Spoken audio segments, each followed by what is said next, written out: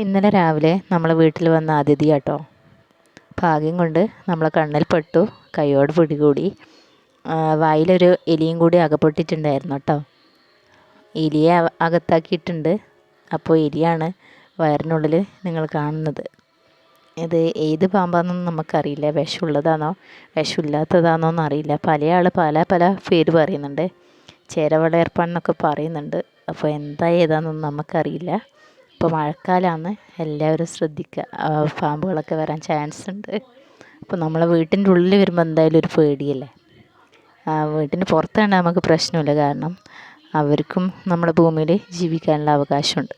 പക്ഷേങ്കിൽ വീട്ടിൻ്റെ ഉള്ളിൽ വരുമ്പോൾ നമുക്ക് കുഞ്ഞുമക്കളൊക്കെ ഉണ്ടാകുമ്പോൾ നമുക്കൊരു പേടി തന്നെയാണ്.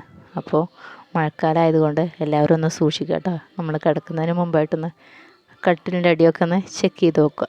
അപ്പോൾ ഇത് എന്ത് പാമ്പാണെന്ന് അറിയുന്നവരൊന്ന് കമൻറ്റ് ചെയ്യണേ.